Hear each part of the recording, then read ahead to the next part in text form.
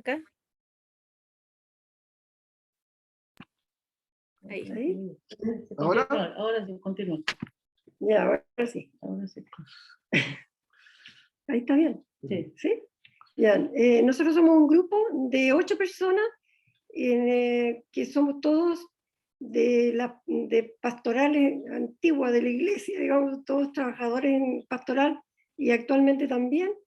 La integra también Monseñor Isern, que no sé si va a poder asistir.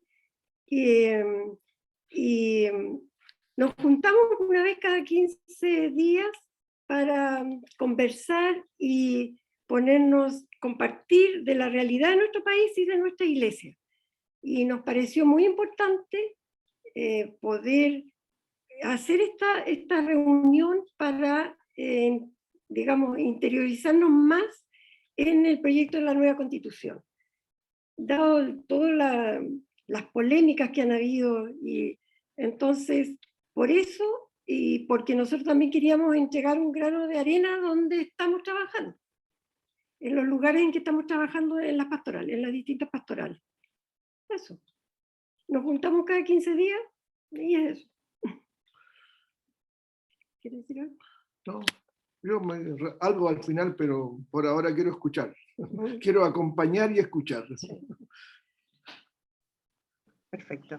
Les vamos a ir pidiendo a las personas que vayan ingresando, van a tener sus teléfonos, o sea, sus micrófonos silenciados para poder dar inicio a la presentación. Yo les quiero agradecer a todos los que se van sumando, muchas gracias por su interés, y recordar algunas reglas para los que van ingresando, que las preguntas se hacen por el chat, las vamos a ir haciendo cuando corresponda, según los temas, y que vayan presentándose también de dónde vienen, quiénes son y de dónde vienen. Carola. Ya, entonces para partir, para darle un inicio formal a esto, les vamos a contar quiénes son Lorena y Benito. Algunos de ustedes ya los conocen, pero otros no. Entonces, Lorena es ex constituyente, licenciada y profesora de educación física titulada en la Universidad de Chile. Fue Física, no educación física, de física. Perdón, de física, sí, pues de física. ¿Y yo dije de educación física? De física, sí, pues. Fue una de las 5 finalistas del Global Teacher Prize del 2018. Socia, fundadora y gerente general de IMACE Educación, empresa que desarrolla talleres, proyectos y productos de innovación pedagógica asociados principalmente a tecnología, la robótica y la ciencia. Fue elegida miembro de la Convención Constitucional representando el distrito 23 de la Araucanía por la lista de independientes no neutrales. ¿Sí? Madre de 2 hijos, y esposa también, creo que todavía sigue siendo esposa después de la, de la convención, la aceptaron de vuelta. Y Benito es psicólogo, orientador, activista social, político, ha participado y presidido de varias fundaciones y organizaciones sociales, siendo conocido por su rol en el Hogar de Cristo, donde ejerció como director nacional social entre el 91 y el 2011. También fue director internacional de la Organización América Solidaria, y fue elegido como miembro de la Convención Constitucional representando al Distrito 12 de la lista Independientes No Neutrales también por una nueva constitución. Eso. Les agradecemos enormemente su tiempo. Sabemos que un día domingo a las 7 de la tarde debiera ser familiar, pero están acá, así que les agradecemos enormemente toda su participación. ¿Sí? Y eso, los invitamos a participar entonces con sus preguntas a través del chat y les dejamos la palabra. Muchas gracias. Gracias, Caro. Bueno, con Benito, que nos conocimos y trabajamos arduamente durante todo el año, ya somos compañeros. Y de vida, porque un año de trabajo en la convención es como casi como una vida en algunos aspectos. Y queremos presentarles brevemente, hacerles una presentación donde vamos a los dos ir conversando, hablando de algunos elementos de la convención, y luego la idea es poder responder las dudas y las inquietudes o poder profundizar en algunos de los temas que vamos a hablar, ¿ya? Entonces, voy a compartir pantalla. Bueno, estamos hablando de nuestra nueva constitución, proyecto de nueva constitución, y esta tiene como base, o sea, lo que hay que entender, y de hecho me han dicho muchas personas, algunos vecinos me decían el otro día que como que nadie sabía que existían las constituciones, hasta que vino todo este proceso, bueno, no nadie, pero algunas personas no tenían conciencia de ella, y uno espera que este texto dure cerca de 50 años, y que además siente las bases de toda la legislación, todas las leyes, las políticas públicas, y todo lo que se necesita para que convivamos democráticamente y en paz como sociedad, como país también. Entonces, este proceso de la convención de un año empezó el 4 de julio del 2021, donde primero nos instalamos e hicimos comisiones provisorias para poder generar los 5 reglamentos que se generaron y que estuvieron listos en octubre del 2021. Y en ese momento ya empezaron a funcionar las 7 comisiones permanentes, que eran las que tenían el foco en ver exactamente qué normas iban a quedar en nuestro proyecto de nueva constitución, y donde en el fondo lo que hicimos durante todos esos meses fue discutir y dialogar sobre el tipo de país que queremos y cómo queremos relacionarnos en el futuro. En mayo del 2022 estuvo listo el borrador de la nueva constitución, que anduvo circulando bastante, pero era un poco desordenado para la ciudadanía, porque solo lo entendíamos los que habíamos estado adentro, todavía no tenía una estructura.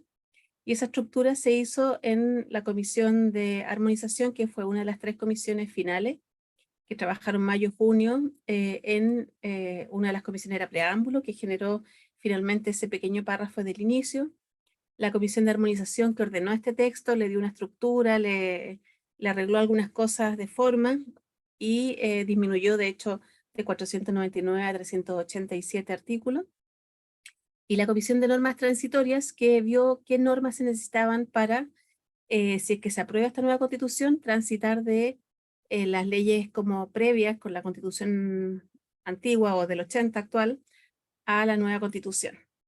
Esta entrega de proyecto constitucional fue el 4 de julio de este año, justo un año después, y tenemos el plebiscito de salida el 4 de septiembre, justo 2 meses después de la entrega, que es lo que ya nos queda muy poco, estamos en los descuentos. En esta carta Gantt se ve que el mayor tiempo lo dedicamos al trabajo de las 7 comisiones permanentes, que son estos meses que están acá al medio, donde recibimos audiencias públicas, discutimos y recibimos también iniciativas de normas populares, también las normas de los distintos convencionales, se hicieron las votaciones, y todo ese proceso fue bastante largo y de bastante trabajo. Y en este proyecto de nueva constitución tenemos varios temas que se instalan. Aquí tenemos 7 de ellos, pero voy a hablar de algunos de ellos. Por un lado tenemos un sistema político que se establece como una continuación de un sistema presidencial, solo que al presidente se le disminuyen algunas atribuciones que actualmente tiene para atenuar ese hiperpresidencialismo que ahí los expertos han establecido que es lo que tenemos y que a veces frena algunos procesos. Por otro lado, el Congreso se reestructura, deja de existir el Congreso actual, o dejaría de existir en el sentido de las 2 cámaras que funcionan como cámaras espejo, donde los diputados y los senadores pueden generar sus normas y se las pimponean a la otra cámara, y empieza todo un proceso de generación de leyes. Y ahora se mantendría esta Cámara de Diputadas y Diputados, o Congreso de Diputadas y Diputados, y por otro lado se generaría una nueva Cámara, que sería la Cámara de las Regiones. El Senado dejaría de existir, y esta Cámara de las Regiones vendría a tener un rol un poco distinto, también participaría en la generación de leyes, pero es una Cámara que tendría una representación mucho más regional, ya que cada región nombraría el mismo número de representantes de esta Cámara, que como mínimo tienen que ser 3, o sea, la Metropolitana, Araucanía, Aysén, todas van a elegir el mismo número. a diferencia de los diputados y diputadas, en que ahí la representación es poblacional, o sea, donde hay más población, se eligen más diputados. Entonces hay toda una estructura de qué atribuciones tienen ambas cámaras, pero se cambia a este Congreso bicameral asimétrico porque ya no son dos cámaras espejo. Luego, en forma de Estado, se plantea un Estado regional. Ya tenemos regiones, así que uno podría decir que seguimos igual, pero la gracia está, al hablar de Estado regional, es que tiene un foco en la descentralización, en que realmente cada una de las entidades regionales o comunales, las comunas, puedan tener un grado de autonomía mucho mayor que lo que existe hoy en día y permite una verdadera equidad territorial. Y eso se establece a lo largo de muchas normas que regulan y dan nuevas atribuciones a estas entidades territoriales.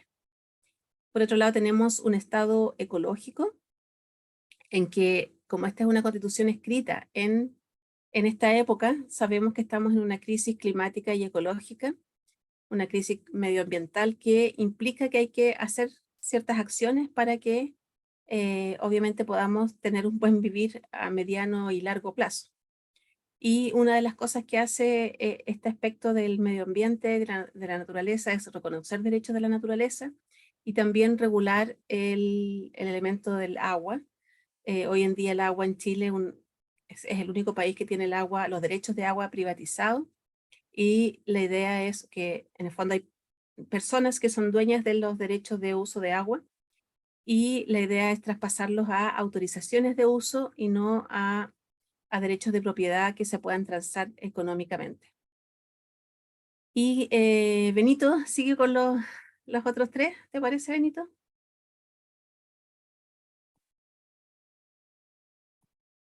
Ahí está Benito. Ah, no puedes activar ahí.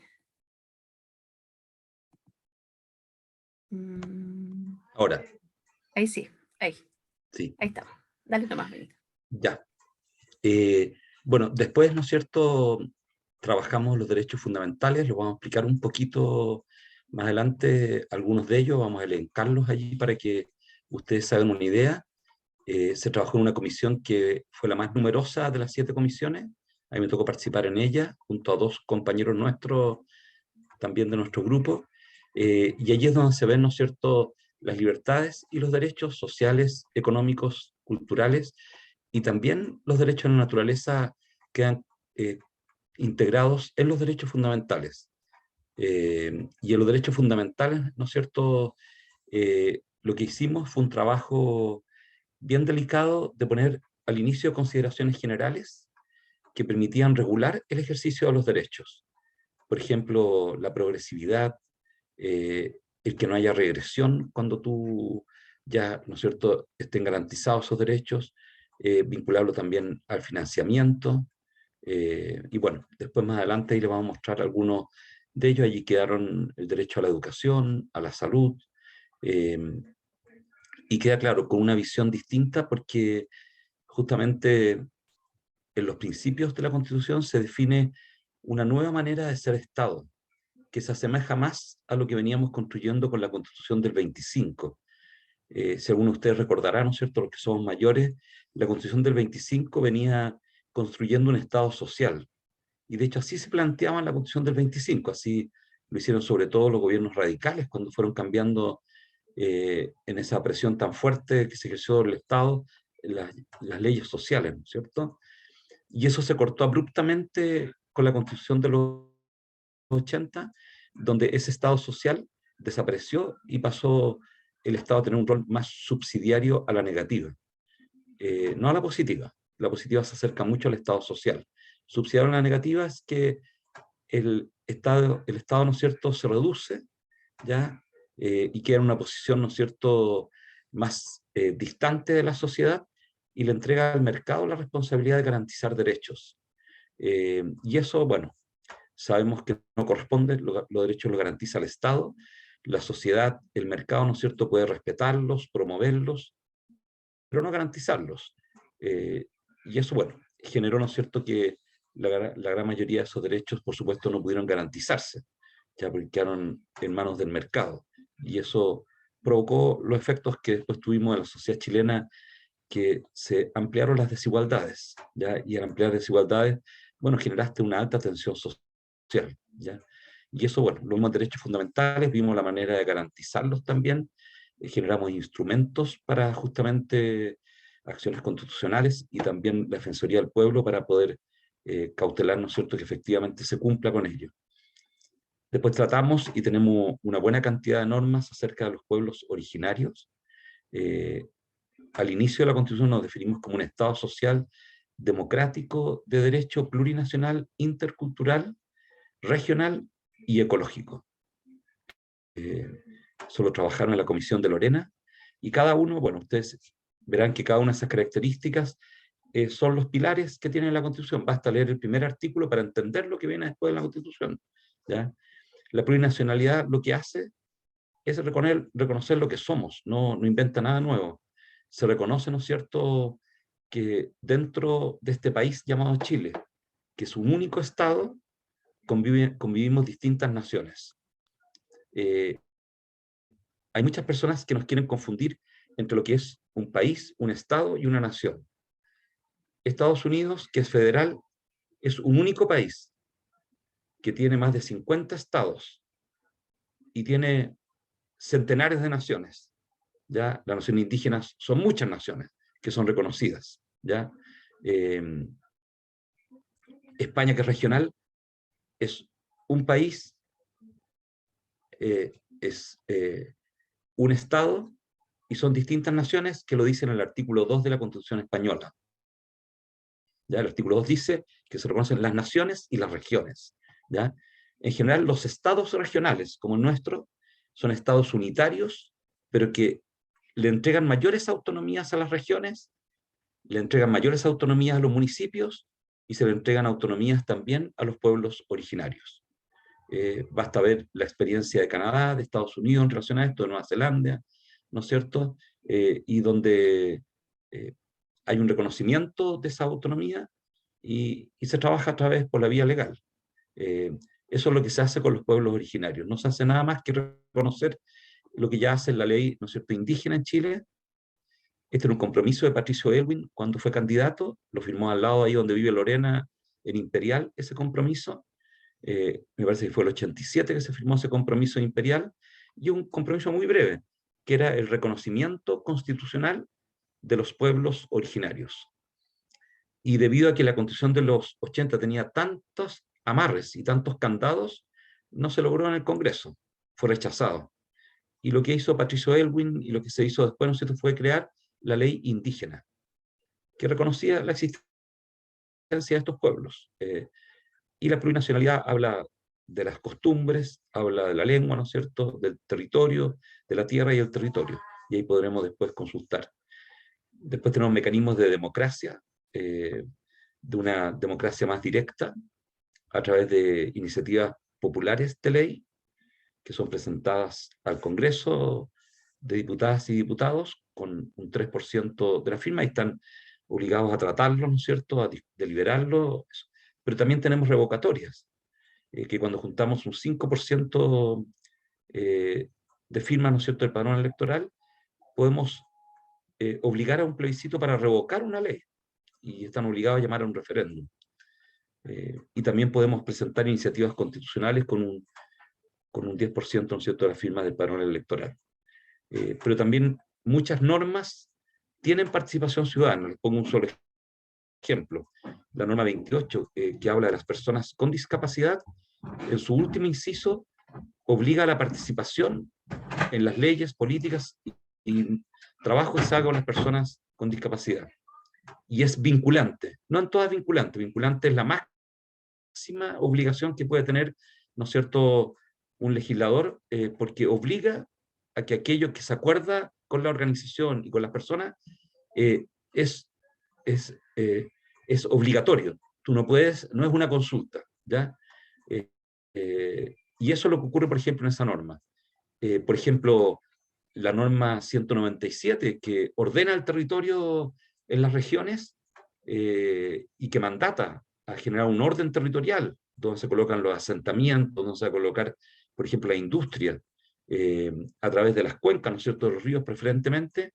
Allí está obligado también el Poder Ejecutivo a consultar a la ciudadanía y la ciudadanía va a incidir en cómo se va a armar esa planificación.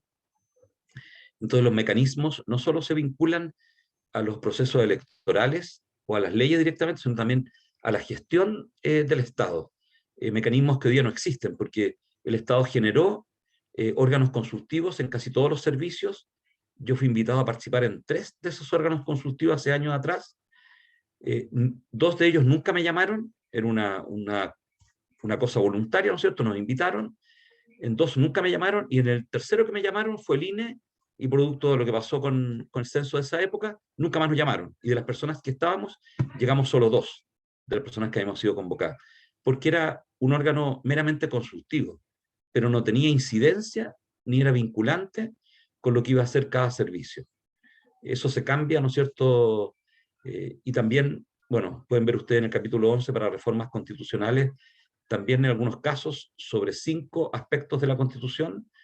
Si no se alcanzan los 2/3 en la Cámara de Diputadas y Diputados, es necesario, si se sobrepasan los 4/7, pero no se alcanzan los 2/3, hay que llamar a un plebiscito. O sea, nosotras tenemos que opinar si tocan los derechos fundamentales, por ejemplo, si tocan el sistema político, ¿ya?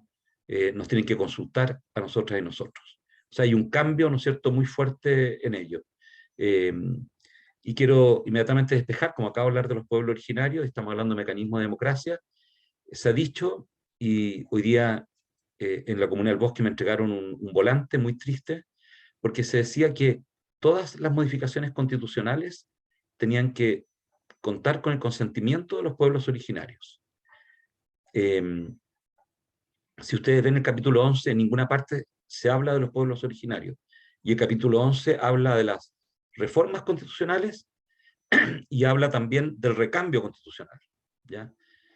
Donde se habla del consentimiento, usando la palabra consentimiento de los pueblos originarios, es en el artículo 191, y ese artículo está ubicado dentro de lo que es el Estado regional. ¿Y a qué se refiere? Que en el caso de las autonomías regionales, comunales y de las autonomías territoriales indígenas, en este caso, cuando se quiera afectar el territorio donde esas personas viven, se requiere el consentimiento. Bueno, y eso hoy día ya lo tenemos con el convenio 169 de la OIT. O sea, no es una novedad. Lo que hacemos es constitucionalizarlo, ¿ya? Y se ha dicho que ese es el artículo, ¿no es cierto?, que obligaría a que se haga la consulta. Y no es así, ¿ya? Todo aquello que le afecta en el territorio, donde hay una autonomía territorial indígena, ¿no es cierto?, por supuesto que se le tiene que consultar. Se le consulta en Canadá, se le consulta en Estados Unidos, se le consulta en Nueva Zelanda. Eso es parte de la democracia, del respeto a un pueblo que está viviendo en un territorio. Si yo le voy a sacar las aguas al pueblo licanantay, atacameño, y voy a sacar un río como el río San Pedro, ¿no es cierto?, que afectó a la comunidad quechua y a la comunidad licanantay, bueno, le debería haber consultado a ellos, y las mineras sacaron toda el agua y el río se secó. Y no se le consultó porque eso se hizo hace mucho tiempo. Eso es una falta de respeto y un atropello a comunidades que viven en ese lugar, que perdieron toda su producción agrícola. Bueno, hoy día el convenio 169 que Chile ratificó impide eso, y la Constitución, por supuesto, lo va a impedir. ¿Ya? Si aprobada esta Constitución, lo va a impedir. Bueno, y vamos a tener, por supuesto, un Estado mucho más moderno, vamos a tener una profundización de la regionalización, ¿ya? Tenemos una exigencia de modernizar al Estado en uno de los artículos, y no solo eso, sino exigimos también un buen gobierno. Hay un capítulo dedicado al buen gobierno, ¿ya?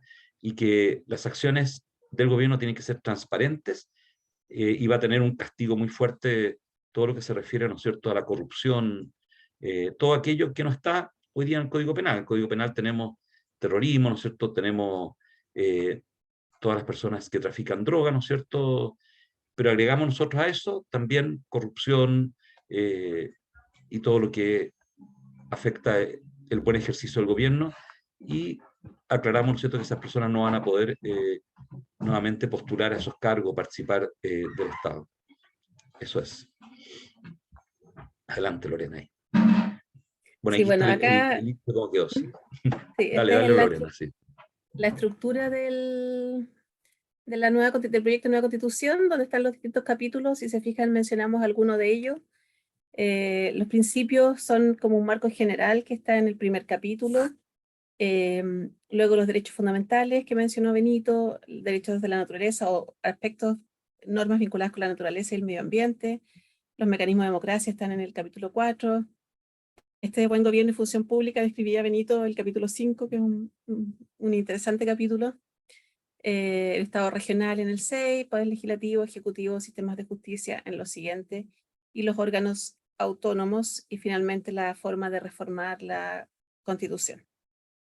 Y el último están estas normas transitorias que permiten transitar de una Constitución a la siguiente. Entonces, esto que mencionamos antes es básicamente la estructura que tiene la Constitución, donde, claro, los principios uno puede ver que son, no sé, cerca de 16 principios en el primer capítulo, aunque hay otros principios en otros capítulos, pero también toda esta estructura está cimentada para fortalecer los derechos fundamentales.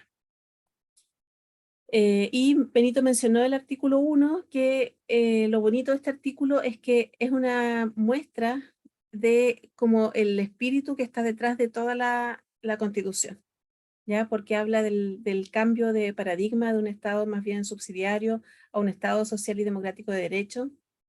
Habla de la plurinacionalidad, interculturalidad, el Estado regional y ecológico.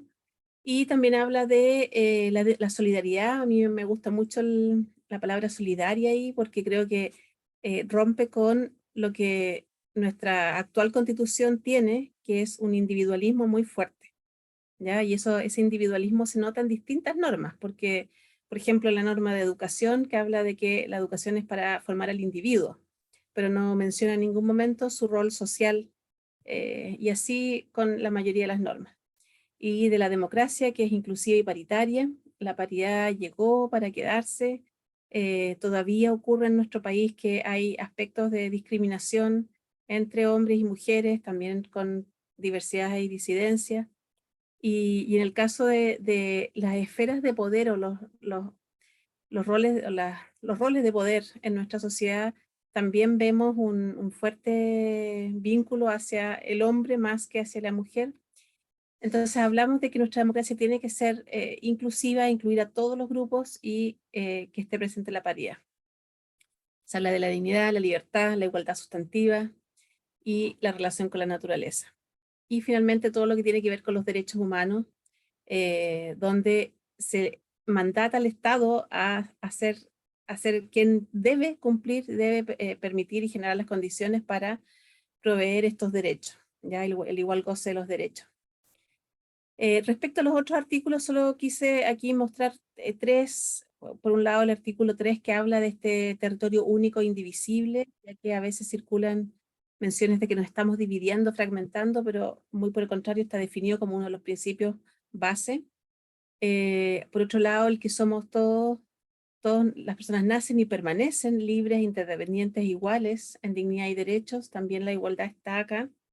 Y el artículo 6, que habla de la igualdad sustantiva, que básicamente nos expresa que cuando uno habla de igualdad, no es solamente decir, somos todos iguales, sino que hay que considerar desde dónde partimos, qué condiciones hay, y esas condiciones son las que definen también cómo se va a establecer esa igualdad, porque no podemos hablar de igualdad si es que no tenemos una cierta similitud de condiciones. Entonces, bueno, y aquí hay algunos de los derechos. Benito, quizás, ¿quieres mencionar algunos? Sí. Bueno, lo de la igualdad sustantiva ustedes lo pueden leer bastante bien en el artículo 25. Les recomendaría que leyeran ese artículo porque es como decía Lorena, es algo que no es la igualdad ante la ley. Esta constitución, la constitución actual, habla de igualdad ante la ley, pero que no es efectiva, ¿no es cierto? Lo sabemos todos. Cada vez que yo pregunto, y ya pregunté en el bosque, todos dijeron, no hay igualdad, no hay igualdad frente a la ley. Después hicimos un trabajo y le correspondió ahí al grupo de Lorena, porque nosotros no alcanzamos en la comisión, sobre especificar ciertos grupos sobre los cuales había que insistir en determinados derechos. Esto lo discutían harto los abogados constitucionalistas porque decían, no es necesario si incluimos a todas las personas. Pero bueno, como suele suceder, hay grupos que cuesta mucho que el Estado después permita esa igualdad sustantiva, y colocamos ahí 4 grupos, ¿no es cierto?, que ustedes ven, que fueron destacados, que son niños, niñas y adolescentes, mujeres para que tengan una vida libre de violencia de género, personas con discapacidad y personas mayores, ¿ya? El artículo 33, bueno, cada uno su artículo, el 28 también se va acompañado del artículo 29, que también le tocó aprobarlo, ¿no es cierto?, que Lorena participó activamente en él, que es de la neurodivergencia, que son artículos hermanos ahí, que es el artículo 29. Y en los derechos sociales, decirle que hay los derechos cambian la manera de plantearlos. Yo las invito a que vean con atención el artículo de educación, que parte en el 35, donde a Lorena y a los profesores de nuestro grupo les tocó un rol protagónico, ¿no es cierto? Teníamos 3 profesores en nuestro grupo, muy potentes, ya, muy activos los 3, y una además venía de la educación rural. Lorena pasaba más por todos los sistemas de educación, se los conoce de adentro. Entonces, y otro venía del mundo del particular subvencionado y además sindicalista. Entonces, imagínense ustedes la riqueza que había ahí. Si mal no recuerdo, Lorena, eran 20 profesoras y profesores que eran de básica o de media, lo que era un orgullo. Cada vez que nos descalificaban y decían que la gente que estaba en la convención no era competente, yo me reía y decía, pero qué vergüenza. 60 abogadas y abogados, 20 profesores y profesoras que conocen la historia de Chile, la historia de la vida, conocen familias, están metidos en los territorios. Una compañera nuestra trabaja en una pequeña escuela rural, cerca de Paine. Imagínense esa experiencia llevada a la convención. O sea, una riqueza inmensa. El otro artículo, ¿no es cierto?, que no está acá, pero que yo les pediría también por las características del grupo de ustedes y de los que estamos acá, es el artículo 67, que es el artículo de libertad de conciencia, pensamiento, creencia y cosmovisión, que es un artículo espectacular. Yo creo que es uno de los artículos mejor conseguidos de la convención, ¿ya? Léanlo en paz, con tranquilidad espiritual, porque además colocamos algo en ese artículo que sacó 111 votos, ese inciso, que habla de la espiritualidad como parte constitutiva del ser humano. Yo por lo menos no he encontrado todavía ninguna constitución que lo tenga así, en el artículo de libertad de conciencia, pensamiento y religión, porque eso te permite la efectiva libertad. O sea, la persona, ¿no es cierto?, que hace un camino espiritual, que a lo mejor es distinto al nuestro, ¿no es cierto?, y un camino a lo mejor con Buda, es respetada igual que nosotros, y podemos coincidir en cosas, en grandes valores con esas personas, y construir un mundo mejor desde nuestra diversidad. Y eso, bueno, como nosotros tantas veces los cristianos lo exigimos, ¿no es cierto?, en ese periodo tan negro del inicio de la cristiandad, bueno, no tenemos que hacer lo mismo con otras espiritualidades de lo que nos hicieron a nosotras, a nosotros, sino recordar la historia, tener esa memoria viva y decir, las personas tienen derecho a ir buscando sus propios caminos espirituales. Y la Gaudium et Spes lo dice tan claramente, hace tanto tiempo. Y ese espíritu está en todas esas búsquedas espirituales, o sea, está presente allí. Entonces, léanse también ese artículo, y tiene 3 artículos que vienen seguidos, que son el 51, 52 y 53, que son muy importantes porque reconoce el derecho a la vivienda digna y adecuada, después se reconoce el derecho a la ciudad y el territorio, y después el derecho a vivir en entornos seguros, libres de violencia. Se nos dice a veces que no consideramos la seguridad pública acá. Ese artículo 53, léanlo con atención. No existe ese artículo en la actual Constitución. Y es un artículo que mandata al Estado para que nos aseguren en los territorios donde vivimos, nos entreguen esa seguridad. Y va a tener que ordenarse el Estado para ello. Por supuesto, va a tener que ordenar cómo se distribuye las policías, ¿no es cierto? Pero también va a tener que armar territorios seguros, que son territorios iluminados, no densamente poblados, no guetos, no desvinculados de la ciudad. Tantos, ¿no es cierto?, que acciones del Estado que generan mayor inseguridad, ¿ya? Esos son 3 artículos también que yo recomendaría. Y bueno, el acceso a la justicia queda garantizado. Vamos a tener derecho a recibir defensa jurídica gratuita, no con alumnos y alumnas de la corporación, que por supuesto pueden ayudar mucho, pero van rotando, ¿no es cierto? Pueden ser personas fantásticas, pero terminan su periodo de práctica y traspasan después su trabajo a otras personas y se pierde la continuidad muchas veces, trabajando bien. Yo no hago una crítica porque entiendo que muchas y muchos sacan la mugre y trabajando, pero claro, los procesos a veces son largos, son de 2 años, 3 años, y tiene que haber alguien que lleve el caso. Y bueno, y creamos la Defensoría, ¿no es cierto?, de la Naturaleza junto con la Defensoría del Pueblo. Generamos también acciones constitucionales para hacer valer los derechos, no solamente algunos, sino la totalidad de ellos. Y bueno, eso es, yo creo que, y lo de la naturaleza, que ya lo hablaba antes, la Lore, ¿no es cierto?, que hay un capítulo, pero además está también en derechos fundamentales, ¿ya? Eso es lo que les queríamos contar ahí. Muchas gracias. Sí, ese era un resumen así como amplio de aspectos de la nueva Constitución, pero ahora la idea es que podamos ver algunas preguntas. Sí, hay una pregunta que me llegó acá, pero estamos pensando que como somos un grupo acotado, podemos también ir levantando la mano. Abajo en la barra del Zoom hay una carita feliz, dice reacciones, y ahí está la opción de levantar la mano. Si alguien quiere preguntar algo o opinar algo, puede levantar la mano. Pero mientras tanto voy a hacer una pregunta que es, ¿cómo se equilibran las dos cámaras? Me ha llegado acá la pregunta. ¿Se regulan mutuamente? ¿Hay algo descrito en esa línea? Bueno, las cámaras se van a regular, por supuesto, pero no son revisoras. Olvidémonos de las cámaras de espejo, ¿ya? Antiguamente nosotros teníamos cámaras, como lo explicaba Lorena, simétricas, y ahora van a ser asimétricas, tienen distintas funciones. Y hay en algunas acciones que van a trabajar juntas. Por ejemplo, los derechos fundamentales de vivienda, salud y educación lo van a deliberar juntos, pero no una va a controlar a la otra, lo deliberan juntos. Esto en Chile yo siento que es un error pensar que una cámara tiene que controlar a la otra. Costa Rica tiene una sola cámara de diputadas y de diputados. No necesita que otra cámara, no necesita una cámara de espejo. Y Costa Rica es un país que tiene un camino más o menos democrático similar a Chile. También, ¿no es cierto?, similar a Uruguay lo tiene ella. Y tiene una sola cámara Costa Rica. ¿Qué ocurre en Chile?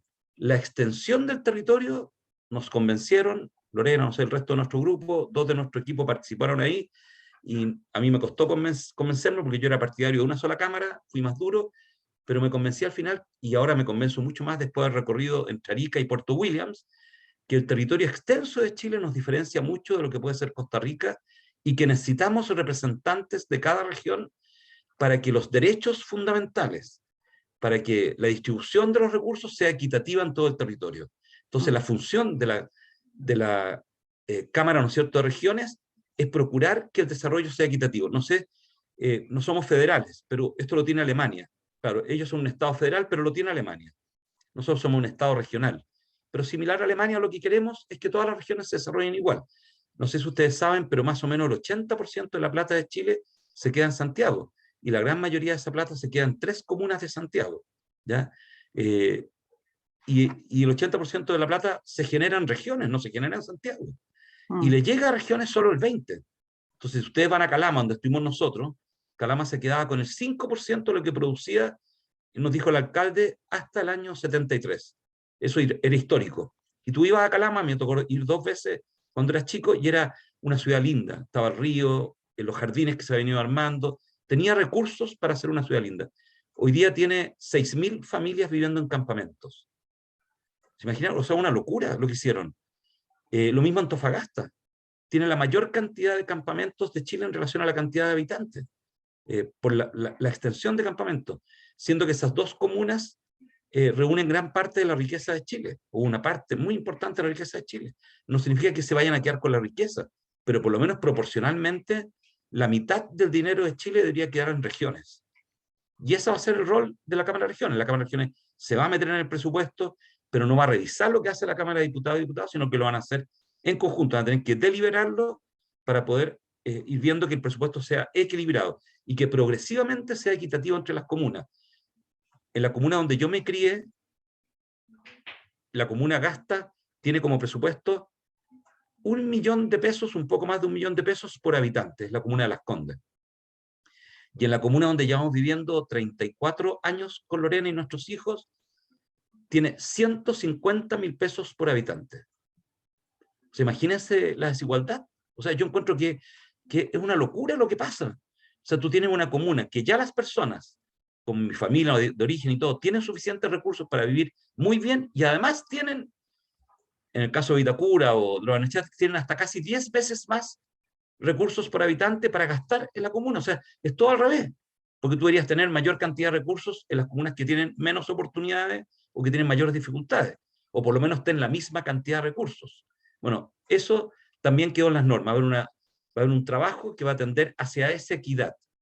Y eso va a ir cambiando. Y eso solo se puede hacer si es que el peso de las 3 regiones más grandes no sigue siendo como en el Senado hoy día. Porque Valparaíso, Concepción y Santiago controlan el Senado, ¿ya? Pero si tú les dices a las regiones que van a tener solo 3 representantes cada región, independiente del número de habitantes, como nos explicaba Lorena, bueno, Atacama, que no tiene tantos habitantes, va a tener 3. Aysén, que tiene poquitos habitantes, va a tener 3. Magallanes, que tiene el 1% de la población chilena, o menos, a lo mejor, va a tener 3. Ahí se equilibra, ¿no es cierto? Porque estás obligado a que esa distribución sea equitativa, por región, ¿ya? Y después, bueno, la Cámara Política se encargará de lo proporcional en las otras leyes. Pero por lo menos vamos a tener una Cámara que va a estar preocupada de ese desarrollo regional, como ocurre, ¿no es cierto?, con la Cámara Federal, ¿no es cierto?, que está en el caso de Alemania, pero ellos son federales, pero de todas maneras tiene alguna similitud, por la pregunta que nos hace Carolina. Perfecto. Yo quería preguntarles, yo personalmente, yo encuentro que la Convención Constituyente fue una excelente muestra país de quiénes somos, de cómo nos organizamos y de qué es lo que sucede. Entonces quería preguntarles, pero esto, porque soy periodista un poco copuchenta, pero ¿cómo podrían definir así como la experiencia? Porque a mí me parece notable el ejercicio que se hizo, notable. Independiente de los peros y dime y diretes, pero ¿qué dicen ustedes? Bueno, yo creo que el reunir a una diversidad tan grande del país fue un hito en nuestra historia. O sea, la diversidad era territorial por un lado, teníamos personas de distintos sectores que se notaba. Yo no, quizás Benito no lo notaba tanto en este aspecto, pero yo notaba mucho la diferencia en ropa, por ejemplo. La gente del norte andaba muy abrigada y la gente del sur andábamos muy desabrigados. Entonces, después también no solamente como territorial, sino que de distintas profesiones, de distintos roles en la sociedad, también con distintos niveles académicos o de estudios, con distintos niveles también socioeconómicos, y todas esas cosas nos muestran el verdadero Chile que somos. Entonces, claro, tenía la dificultad que ponernos de acuerdo es más difícil, porque tenemos mucha diversidad, pero por otro lado, la discusión de normas, la discusión de los temas se enriquece enormemente desde esa misma diversidad. Yo creo que, por ejemplo, siempre he teorizado de que la norma el derecho al cuidado, o sea, derecho a ser cuidado, el derecho a los cuidadores y el autocuidado, una norma que no sé si hubiese quedado si esta constitución lo hubiesen escrito expertos. O si lo hubiesen escrito mayoritariamente hombres, por ejemplo. Entonces, claro, no lo vamos a saber, pero yo creo que hay una riqueza que también tiene sus complicaciones, que trajo tantos problemas a veces de tensiones, de diálogo, de tolerancia, desarrollar como esa empatía y esa capacidad de ponerse en el lugar del otro y de sacarse la mochila de las luchas propias y subirse al carro de la lucha o de la discusión o el sueño común. Ese es como un aspecto. Benito. Sí, cuando hablaba Lorena me acordaba, y como estamos aquí en un ambiente más tranquilo, porque no le he pasado bien el fin de semana por una entrevista que dio la presidenta de un partido y que habló de la integridad moral. Lorena lo conoció más, yo no tuve tanto conocimiento, porque mantengo en contacto con él, con Rojas Vade, ¿no es cierto?, que se lo ha tratado y se lo ha maltratado mal. Él es una persona, un ser humano como todos nosotros, ¿ya? Es 1 entre 155 personas, ni siquiera el 1%, ¿ya? 1 entre 155.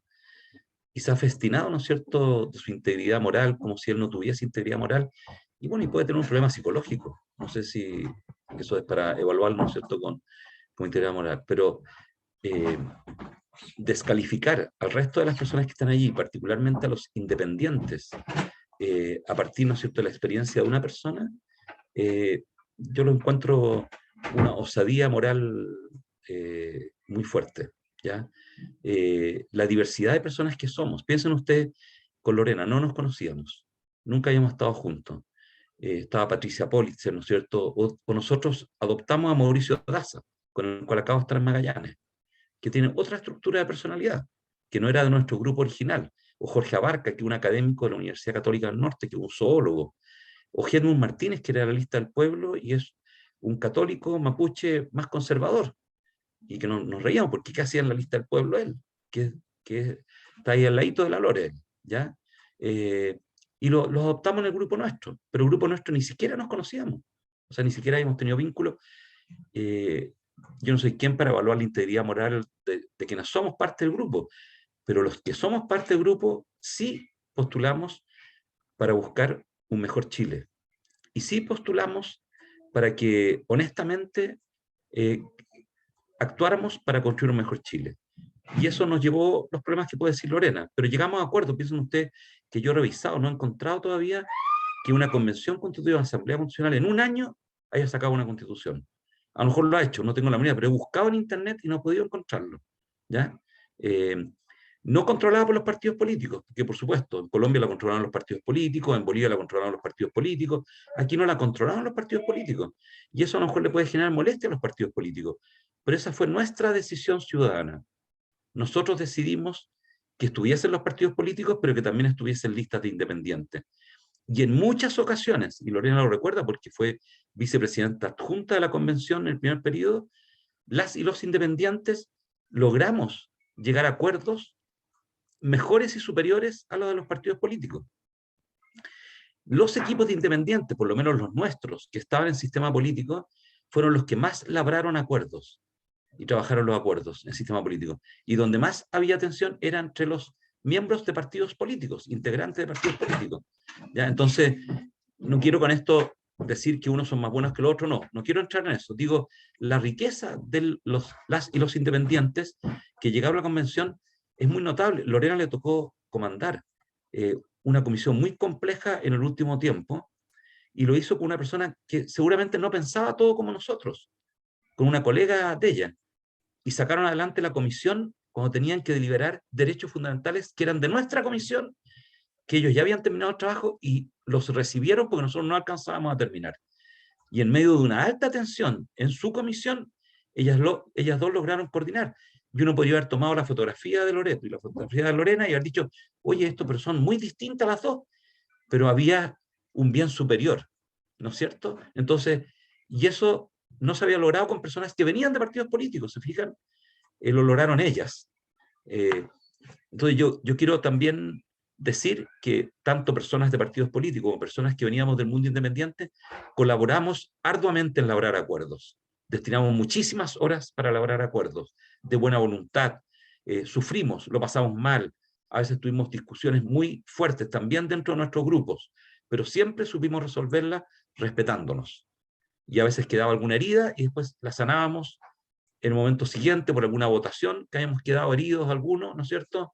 Entonces, yo esto lo quiero decir, y desde el punto de vista de mi fe, yo vivo en La Pintana, tomaba el transporte colectivo todos los días, me iba para allá, y yo creo que no recuerdo un día que no haya tenido una profunda consolación espiritual, porque decía, es un milagro lo que está ocurriendo. En un Chile tan dividido, que nos juntemos 154 al final personas, y que logremos un grupo más o menos de 103, 111, 120 personas, acordar normas. O sea, yo lo encuentro impresionante en el Chile de hoy. Polarizado, todos peleados, ¿no es cierto? Denostándonos por las redes, atacándonos, ridiculizándonos a veces, caricaturizándonos. Yo lo encuentro notable. O sea, encuentro que cuando miraba de repente el hemiciclo de Lorena recordará el techo precioso que teníamos ahí, el vitral, todo, miraba para arriba y decía, Espíritu Santo, no te olvides, decía yo, porque había momentos muy tensos de ofensas mutuas, ¿no es cierto?, que nosotros tratamos no ser parte de eso, ¿no es cierto?, en nuestro lenguaje, en la manera de ser, pero claro, nos dolían a todos. Mi experiencia en este tiempo, yo creo que la de todo nuestro grupo fue altamente satisfactoria. Yo he estado con varios de ellos y de ellas, estaré con la Lorena en unos días más, y cuando comentamos, nos tomamos un café, nos reímos, pucha, decimos, qué maravilla haber estado en esto, qué maravilla haber podido colaborar en esto y haber tenido una salida democrática a una crisis profunda de Chile, y no haber terminado una guerra civil, en un golpe de Estado, ¿no es cierto? Haberlo hecho bien, como corresponde a personas civilizadas, a personas que podemos resolver los conflictos sin la necesidad de la violencia, que está tan a flor de piel, ¿no es cierto? Hoy día. Entonces es un buen camino allí. Yo me voy a tener que retirar, perdona Lorena, así que les vaya bien y Lo muchas sabemos. gracias. Muchas gracias, Benito. Muchas gracias por tu tiempo. Nosotros vamos a seguir como un Chao. ratito más con la Lorena. Gracias, Benito. Listo. Chao, Lore. Nos vemos pronto. Ah, bonito, nos vemos. Sí, qué interesante. Han estado llegando algunas preguntas y algunos comentarios sobre la diversidad de los integrantes, que es lo que, aunque los medios digan lo contrario, que los medios tienen unas maneras de explicar las cosas, lo digo desde lo periodista que soy, que ponen primero lo que es polémico antes del resto de la información, digamos. Las cosas cuando funcionan no son tan noticiosas. Creemos que estamos preparados para seguir poniéndonos de acuerdo. ¿Qué dices tú, Lore? De hecho, yo creo que sí. Yo abogué todo el proceso en que se pudiese dialogar transversalmente. Y claro, como tú dices, las cosas como que resultaban bien no salían en las noticias, ¿ya? Pero sí hubo momentos de ponernos de acuerdo. Hay que recordar que las normas se aprobaron con 116, 117 votos en promedio de 154, y eso significa que fueron votaciones transversales. O sea, tuvimos normas que se aprobaron con 130, 137, incluso creo que algunas con 150 votos. Entonces, pero esas no son las que salen tanto en las noticias. Y de hecho también tuvimos procesos donde logramos dialogar en forma transversal. Yo recuerdo cuando llegué a la vicepresidencia adjunta, cuando entré a ser parte de la mesa directiva, yo llegué a la mesa, necesitábamos juntar patrocinio dentro de los convencionales para poder ser vicepresidente. Y se necesitaban 20, ay, no recuerdo, 20, algo, 25, no me acuerdo el número, 21, 20, algo patrocinio. Y nuestro colectivo, con los que habíamos sumado y todo, éramos, no, en ese entonces éramos 11 nomás. Y yo logré que me patrocinaran personas que no me conocían, pero en base al diálogo de los primeros días, logré tener cerca de 27 patrocinios, que era más de lo que necesitaba. Y era desde RN hasta Helmut, que era de la lista del pueblo. Entonces, y eso significó que yo desde la vicepresidencia les informaba y les hablaba a todos transversalmente. Entonces recuerdo haber estado hablando un día, necesitábamos una mesa sonido para los periodistas, y fue como llamar a Christian Monkever y decirle, oye, necesito una mesa sonido, consíguemela en algún ministerio. Y no porque ni lo conociera, ni me cayera bien, ni nada, sino porque era la persona que podía conseguirla. Entonces, y así hay una serie y bueno, y la consiguió en 2 días, que era lo que necesitaba. Eso fue, y fue como, gracias, te pasaste, y ya.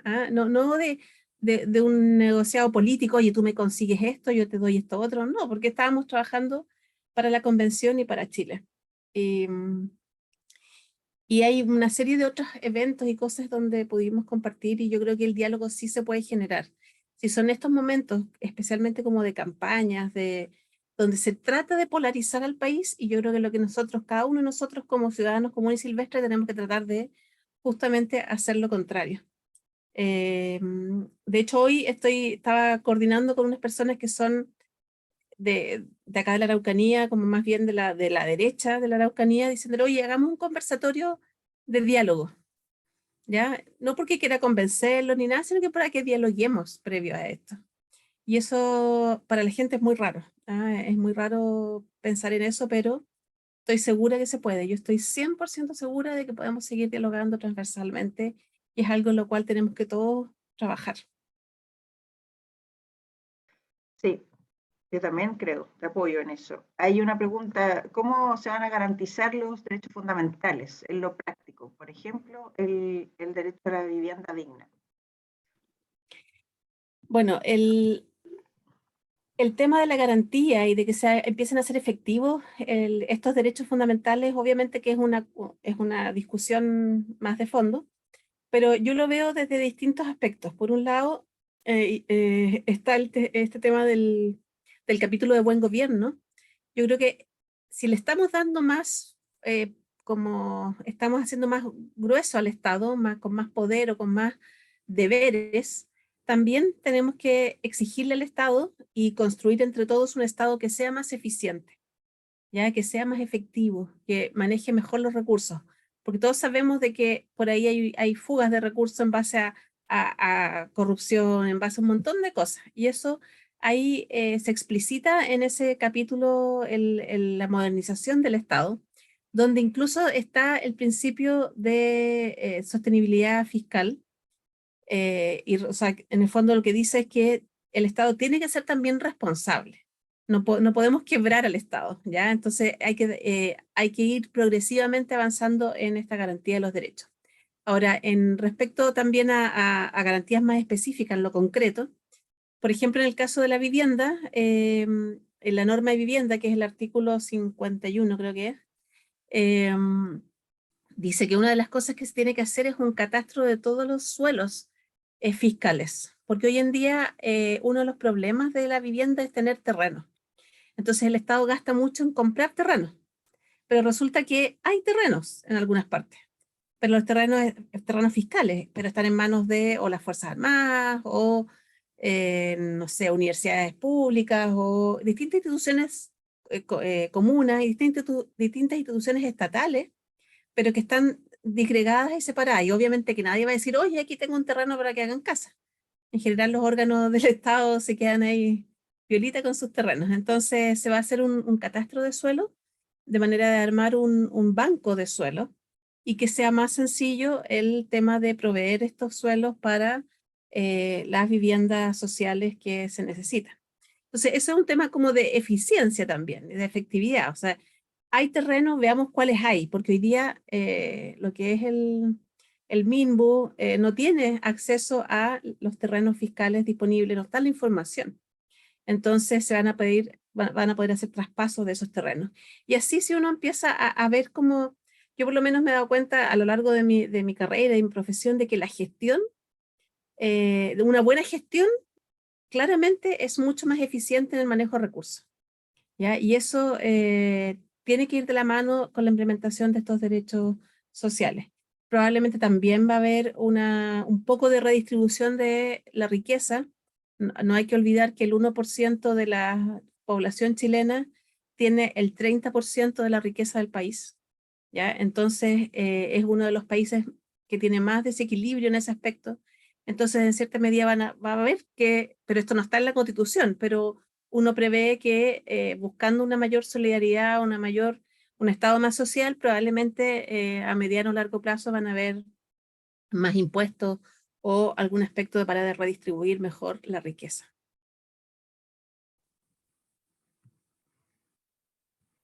Está silenciada, Marcia. Sí, llegó un agradecimiento también a los convencionales por el trabajo realizado, sin lugar a dudas ha marcado un hito en la historia y ha dado un resultado bellísimo, nos dice Susana. Yo quería preguntarte también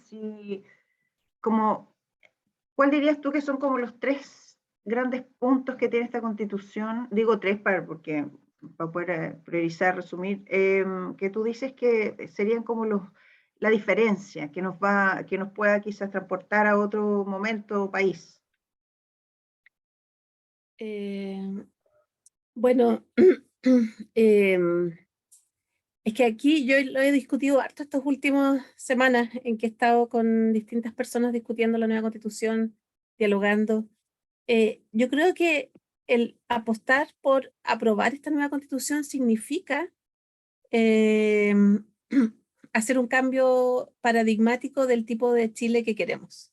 Y ahí está todo el meollo del asunto. O sea, un gráfico que hizo la PNUD, una investigación que hizo el Programa de Naciones Unidas sobre si los chilenos creíamos que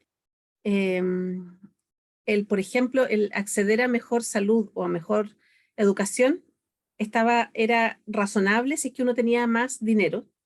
Entonces la pregunta era, ¿usted considera correcto que si tiene más dinero pueda acceder a mejor salud que alguien que tiene menos o mejor educación? Y el 2000 el 50% o el 48% de la población decía que sí. Y el 2017 como el 35%.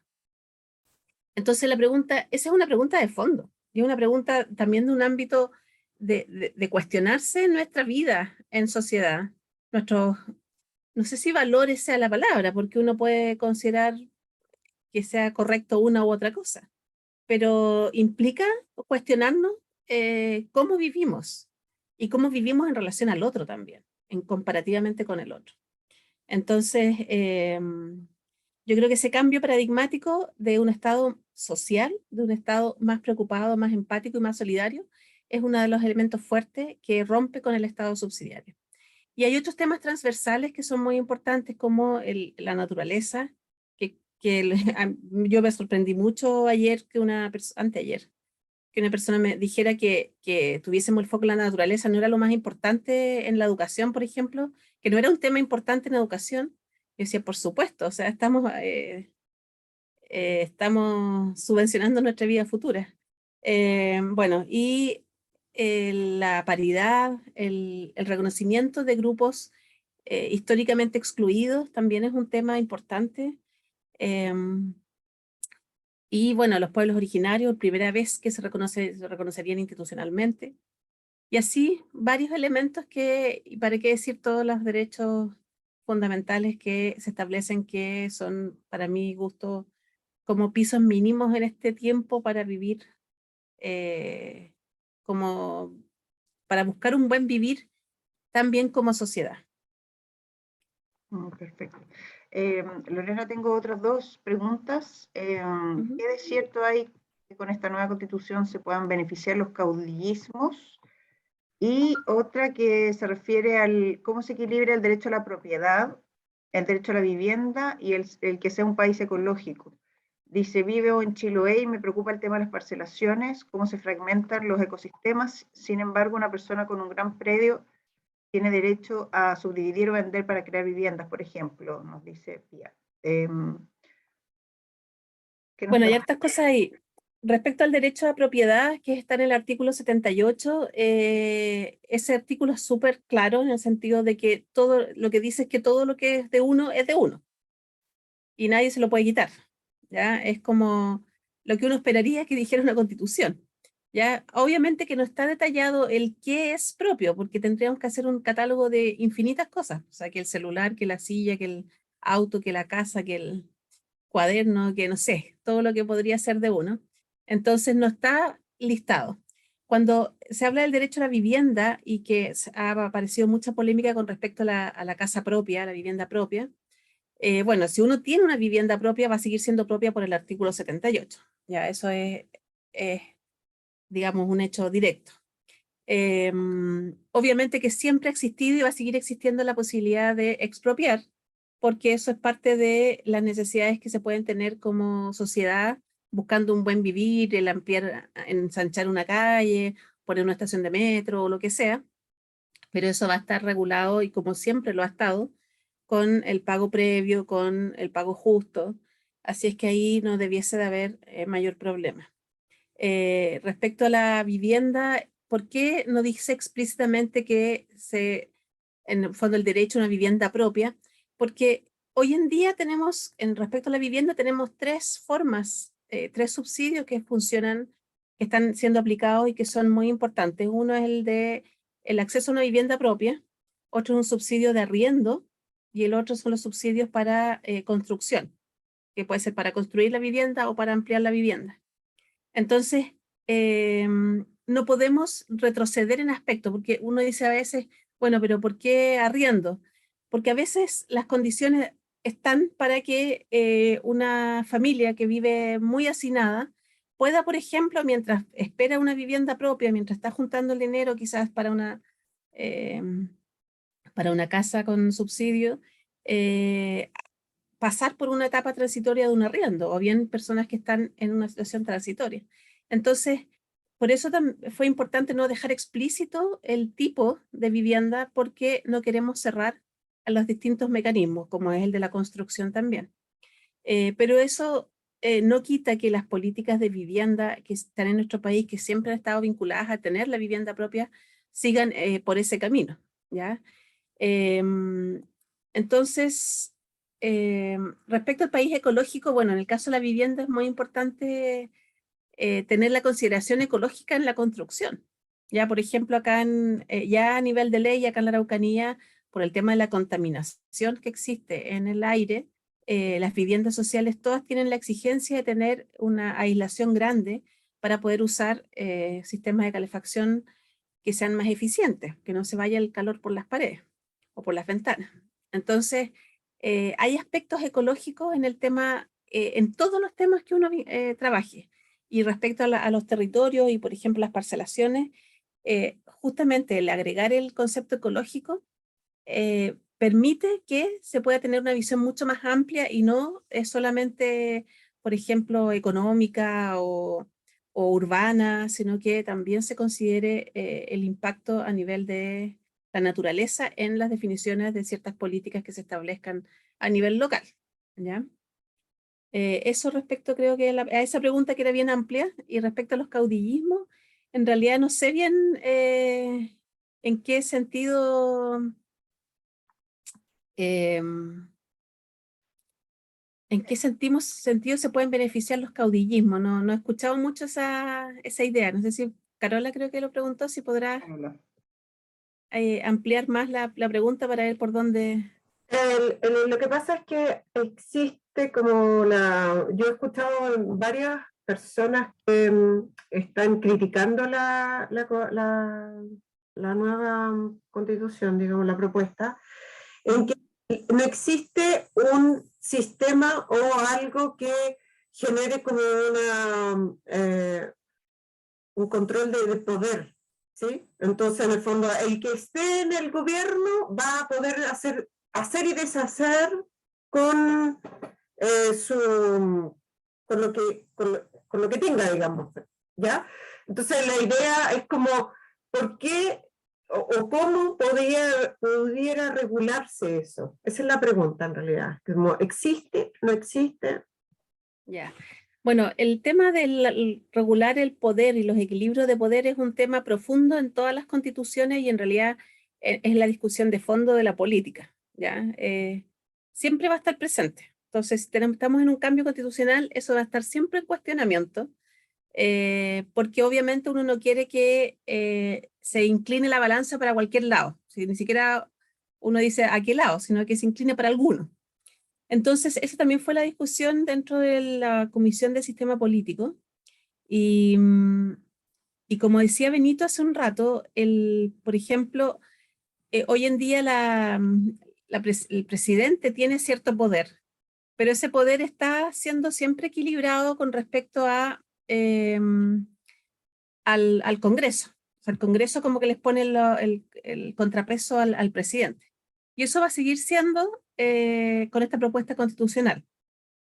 El Congreso tiene que producir el contrapeso, pero también dentro del mismo Congreso tienen que existir los contrapesos, porque no puede ser un Congreso que esté totalmente inclinado para cualquier lado, para un lado.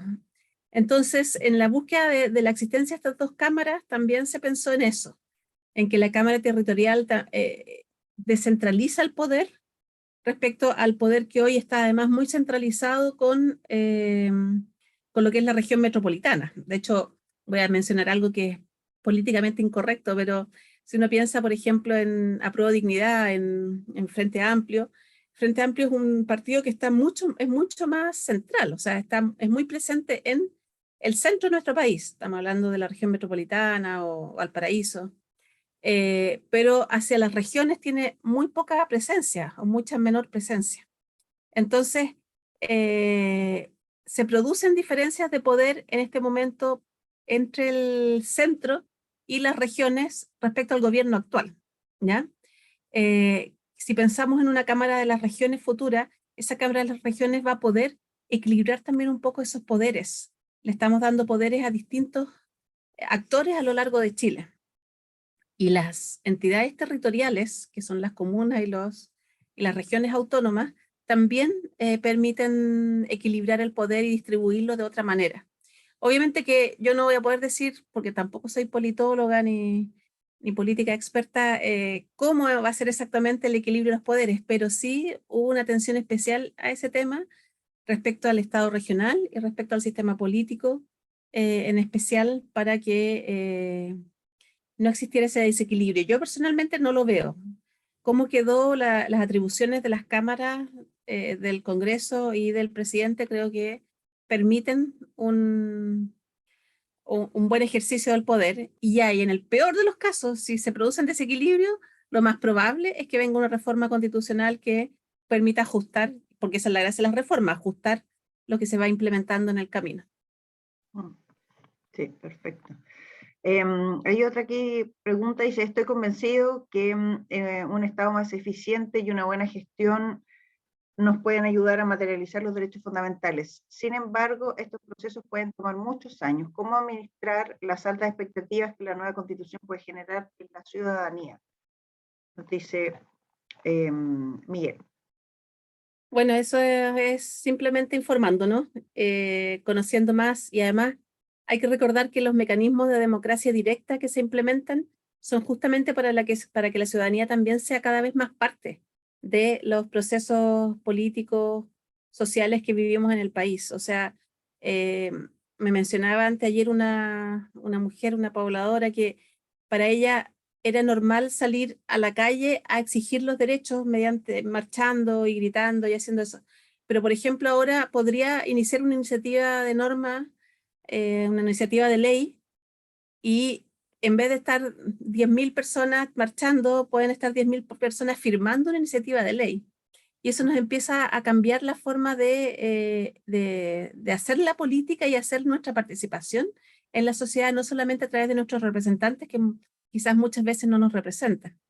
Entonces, eso por un lado, bueno, la información, la participación y las normas transitorias que generaron una serie de mandatos al Estado, al presidente, al Congreso, para que generaran iniciativas de ley y que se procesaran en el Congreso, que avanzaran en los derechos fundamentales. Y esas están al final de la propuesta de Constitución, donde dice, por ejemplo, que en 2 años se tiene que establecer la ley que genere el Sistema Nacional de Educación. En 2 años más tiene que el Congreso tramitar esa ley y convertirla en ley. Entonces, hay una serie de normas, no para todo, porque no se podía generar norma transitoria para todo, pero hay una serie de normas que van generando el camino de implementación, pero hay que obviamente comunicar e informar de que todo va a ser gradual, porque, pero yo creo que se está informando, hay una cierta conciencia, porque creo que es primera vez que se toma conciencia de qué es una constitución y cómo afecta en la realidad de la vida cotidiana de todos nosotros. Estamos en un proceso de transformación igual, bastante interesante. Exacto. Hay otra pregunta que dice, ¿hubo alguna modificación en los roles de las Fuerzas Armadas de Orden y Seguridad Pública? Bueno, hay un punto que es el primero que me acuerdo yo, porque como profesora me acuerdo de inmediato, que es el que las instituciones de formación de las Fuerzas Armadas y Carabineros quedaron dentro del Sistema Nacional de Educación. Entonces va a haber una mejora desde el aspecto de la formación, donde yo creo que también ahí va a influir porque el Sistema Nacional de Educación se tiene que regir bajo ciertos fines y principios, y el respeto a los derechos fundamentales, no sé, una serie de elementos, y eso lo encuentro muy positivo en lo que es la formación. Lo otro es que intentamos, o sea, se logró hablar de un único escalafón, no sé cómo se llama. Yo soy súper poco experta en estos temas, pero lo voy a explicar desde mi poca expertise, ¿ya? Porque hoy en día están los oficiales y están los suboficiales. Hay dos como mundos aparte dentro de la formación de las Fuerzas Armadas y Carabineros, lo cual es bastante discriminador desde mi perspectiva, porque si tú no tienes las lucas no puedes llegar nunca a ser, no sé, oficial y por lo tanto general o cualquier cargo mayor. Hay un techo. Entonces, lo que se busca es que exista un un único camino que cualquier persona que empieza abajo, así como en cualquier trabajo, pueda terminar arriba. Y eso debería impactar también en la formación de nuestras Fuerzas Armadas y Carabineros. Y también, no es tampoco mucho lo que se habla, está en la parte, se trabajó en la Comisión de Sistema Político, pero también la idea es reformular y mejorar la formación de, especialmente, por ejemplo, carabineros, porque eso se vincula con otras normas, como la norma de seguridad, que hablaba Benito hace un rato. La norma de seguridad mandata al Estado que se tiene que preocupar de la seguridad. Y la seguridad pasa por ejemplo, fortalecer carabineros, que son los encargados de la seguridad pública. Entonces, uno pensaría que no hay una mención, claro, no está la mención directa de fortalecer carabineros, pero si sabemos que el rol de carabinero es la seguridad como uno de sus pilares, y estamos generando una nueva norma que no existía actualmente, que es el derecho a la seguridad pública o la seguridad en nuestra vida cotidiana, entonces naturalmente implica un fortalecimiento de carabineros y de poder, o sea, de las policías. En general no se habla de carabineros, sino que de las policías, porque tenemos carabineros y la PDI que tienen ese rol. Entonces hay varios elementos a lo largo de la Constitución que apuntarían a hacer cambios en las Fuerzas Armadas y Carabineros. Perfecto, ahí sí. No me han llegado más preguntas, o sea, no han escrito más, pero no sé, vamos, porque ya estamos llegando a la hora y media que habíamos comprometido. Entonces, no sé si alguien quiere decir la última pregunta o algún comentario. Emaús, grupo Emaús, alguien, no sé. A todo esto voy a comentar algo que dijo Benito, que lo quiero, yo, a pesar de que yo no soy, no estoy tan metida en la religión o en algún movimiento por el estilo, a mí me pareció muy importante que en la nueva Constitución reconozca, dice que se reconoce la espiritualidad como algo esencial del ser humano. Y eso no estaba en nuestra Constitución del 80, entiendo, ¿ya? Y es un tema bastante profundo porque va a impactar otras normas. Por ejemplo, impacta la norma de educación porque se habla de un desarrollo integral de la persona, y si decimos que la espiritualidad es algo así profundo del ser humano, obviamente que tiene que impactar en la formación de eso. En ese artículo 78, léanlo nuevamente, porque tiene, creo que es el 78, sí, porque tiene elementos importantes. Y lo otro que es importante saber, que a veces uno escucha no sé, en las redes, en la tele, de que hoy tal cosa no quedó en la Constitución, y eso que es parte de un tratado firmado por Chile. Eso también lo han dicho harto, y resulta que el artículo 15 de nuestra nueva Constitución dice que todos los tratados internacionales tienen rango constitucional. Entonces, esas cosas que están en los tratados internacionales ratificados y vigentes en Chile, entonces también tienen rango constitucional, que era algo que no existía en la Constitución del 80. Eran dos detalles que quería mencionar por si, que no se mencionan mucho, pero que son importantes para efectos del análisis. Sí, por supuesto, y se agradece harto. Carolina se va a estar despidiendo. Aquí hemos ido perdiendo el No, yo quería hacer una preguntita. Dale, Hola. dale. Una pregunta. Les pido disculpas que me sumé un poco tarde a la reunión, como a las 7:30, pero aquí ya estamos con mi hijo. Saludos. Hola. Ay, Hola. es que esta cámara del computador que tengo es más o menos, pero después le agrego una que más de frente. No sé cómo preguntarla, pero como digo, no soy experta, pero una pregunta como que no la preparé, pero algo que siempre me he hecho la pregunta. ¿Qué pasa con los recursos naturales que la misma zona no pueden consumir? Por ejemplo, una de las esquinas de mi hijo trajo unas naranjas exquisitas como las que uno comía antes, pero que ella me dice son las que no llegan al supermercado y al negocio de barrio, solamente si para afuera. O me acuerdo que fui a Chiloé con mi hijo también, y queríamos ir, y como estábamos en la caleta, y queríamos comer, no me acuerdo en ese entonces, que lo que era, y que decía, se extrae de acá, el mismo pescador, el que está fileteando el pescado, nos decía, hay mucho recurso que queremos sacar, que lo tenemos al frente, pero que todo es para afuera, y que lo que queda acá es lo básico, y lo mejor, el chileno no lo puede consumir. Entonces yo lo encontré insólito, que teniendo ahí mismo a un par de metros el recurso para poder consumirlo como ciudadana, no podíamos. ¿Qué pasa con ese derecho? Sí. Mira, hay dos artículos, el 54 y el, bueno, el 55 y el 56, pero principalmente el 54 y el 56, que hablan de la alimentación, ¿ya? Y dice que obviamente son artículos que además no estaban en nuestra Constitución del 80. Dice que es deber del Estado asegurar la soberanía y seguridad alimentaria, para esto promoverá la producción, la distribución y el consumo de alimentos que garanticen el derecho a la alimentación sana y adecuada, al comercio justo y sistema alimentario ecológicamente responsable. El Estado fomenta la producción agropecuaria ecológicamente sustentable, reconoce, fomenta y apoya la agricultura campesina e indígena, la recolección y la pesca artesanal, en tanto actividades fundamentales para la producción de alimentos, y toda persona tiene derecho a una alimentación adecuada, saludable, suficiente, nutricionalmente completa y pertinente culturalmente. Este derecho comprende la garantía de alimentos especiales para quienes lo requieran por motivos de salud. Y el Estado garantiza en forma continua y permanente la disponibilidad y el acceso a los alimentos que satisfagan este derecho, especialmente en zonas aisladas geográficamente.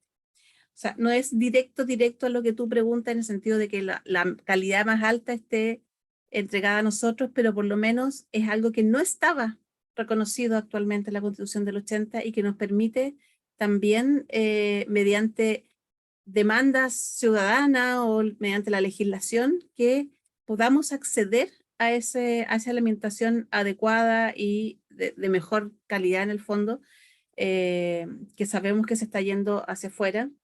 Y eso yo creo que yo tendría la esperanza de que sí va a impactar en eso, específicamente este derecho, ¿ya? Obviamente que va a ser gradual, pues no lo vamos a tener inmediatamente, porque no es como un tema tan prioritario dentro de la cantidad de prioridades que podemos tener, pero yo esperaría que sí impactara ese ámbito, ¿ya? El derecho a la alimentación que aparece en esos artículos, el 54 al 56, ya para que lo revise. Y hay regulación también, que no me sé de memoria todas las normas, pero en el capítulo de medio ambiente hay regulación respecto a las producciones y el uso de ciertos, no sé, químicos o cosas. También, o sea, en general hay una búsqueda de esta nueva constitución de una vida más saludable, y eso a la larga va a impactar en los distintos ámbitos, y la producción agrícola yo creo que también va a tener un impacto, porque es como cómo desarrollarnos y crecer, pero sin echarnos a perder ni nosotros ni el medio ambiente. Esa es como la postura de esta nueva constitución. Sí, pues, que es lo que tensiona el desarrollo en este rato. Tengo aquí un Exacto. comentario de Alejandra que dice: gracias, ha sido muy claro e interesante que se explique de manera honesta y transparente en un periodo de tantas malas interpretaciones, intenciones, hay una palabra ahí cortada, pero gracias por esta unión solidaria de la que todos fueron parte y de este granito. Así que también, aprovechando las palabras de Alejandra, que ya estamos en el tiempo, no, yo sé que Hay una pregunta más ahí. Sí, yo quería sumarme a la Alejandra y agradecerte, Loreto, que nos conocemos hace mucho tiempo y ha sido un placer, y agradecerte todo el trabajo que hiciste durante este año, porque trabajaste para muchos chilenos y chilenas, y me acordaba del cardenal Raúl Silva cuando hablaba que estaba herida el alma de Chile. Yo creo que ahora está sanando, y si nosotros podemos aprobar algo que nos va a ser claramente beneficioso para nosotros, ya los más viejos, pero también para nuestros hijos y nietos. Así que muy agradecido por tu trabajo y por tu gestión, y igual para Benito. ¿Ya? Ya, muchas gracias. Bueno, sí, hay harto, de hecho yo lo comentaba hace unos días. Yo como que no tengo mucho vínculo así directo con mi formación en mi colegio, en nuestro colegio con la Caro, en las Teresianas, pero una frase que recordé hace poco de Pedro Poveda, decía de que la mujer ocupara su real posición en la sociedad. No me acuerdo la frase exacta, pero era una frase que como que es una definición de cómo la paridad se instaló en nuestra nueva constitución.